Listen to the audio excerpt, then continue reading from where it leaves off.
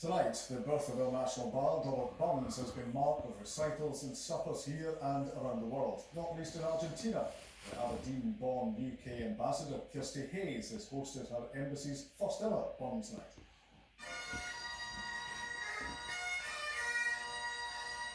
A proud Scot, she spearheaded an inaugural St Andrew's Day bash last November, which celebrated the Argentine government reducing tariffs on Scotch whisky.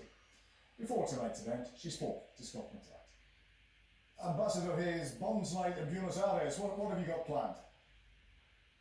Well, we're quite excited because this is actually the first time the British Embassy in Buenos Aires has done a Burns night to the best of our knowledge. We have haggis, we have pipers, we're going to have the usual speeches. It's not as large an event as we would have liked because COVID sadly is quite predominant here as it is in the UK, but we're putting in place all the necessary measures and we're hoping to have a really good time. And you had a dry run of sorts for St Andrew's night. How did that go? How was the Scottish culture received? It went really well. Again, it's the first time we've done one at the embassy here. We had a good turnout. I was told that everyone liked the haggis, although some of my Argentine friends have told me that perhaps people were just being tactful. I liked the haggis. I think the team did a really good job. We had dancers, we had pipers, and we raised a toast to my predecessor, Mark Kent, who is now an honorary Scot because he's just taken up a new role as head of the Scottish Whisky Association.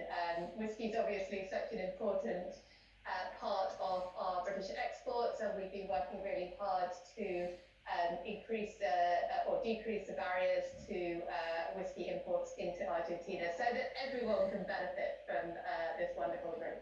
Well, he may be an honorary Scot, but of course you are an actual Scot.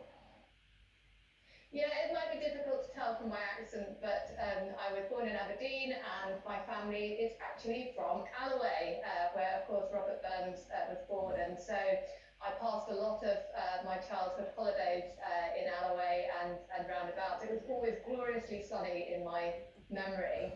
I also like to claim a family connection because my maiden name is Peyton, and as you'll know, Burns' first child was born illegitimately to a Betty Peyton. Childhoods are always sunny, even in Scotland.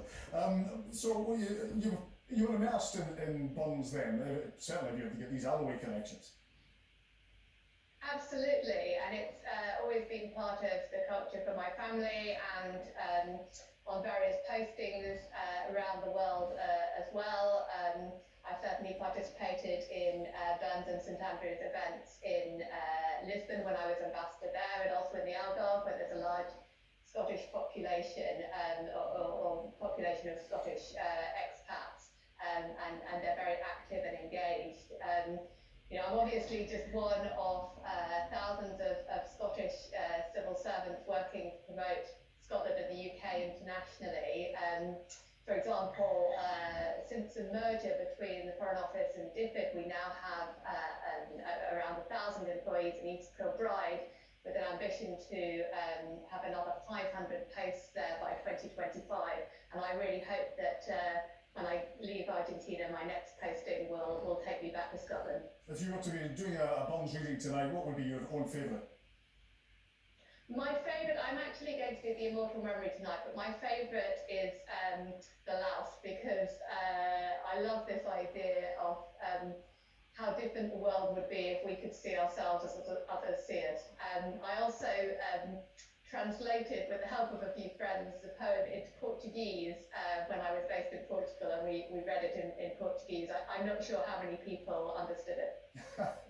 There are, of course, very strong historical ties between Scotland and Argentina. There are, and although there might not be many Scottish expatriates here, there are a huge number of people who are proud of their Scottish roots. Scottish culture is really popular here, so there are several pipe bands in Buenos Aires, and Scottish country dancing is really popular as well, and it's practiced in some of the schools. There's a St Andrews school and a St Andrews University, both very proud of their Scottish roots. Now, of course, you're the ambassador, the UK ambassador to Argentina, and we're approaching the 40th anniversary of the Falklands War. How complicated, difficult is that still for you? So obviously, this is an important year for both our countries, and I think we want to look at the suffering of veterans on both sides of the conflict and of their families. We've done a lot of really constructive work with Argentina and with the full support of the Falkland Islanders in terms of identifying previously unidentified fallen soldiers in the Falklands, and we want to build on that legacy. It's obviously also an important year for the Falkland Islanders themselves, who had to live through the terrible experience of the invasion. Many of the leaders of the Falkland Islands were children at the time of the invasion and have really distressing memories of the event. But the important thing to remember is the Falklands are now a really thriving, economically successful overseas territory with a strong culture and a strong desire to remain British. Well, Ambassador Haggis, enjoy your Bonds night tonight, and thank you for joining us on Scotland Tonight. Thank you. A Scottish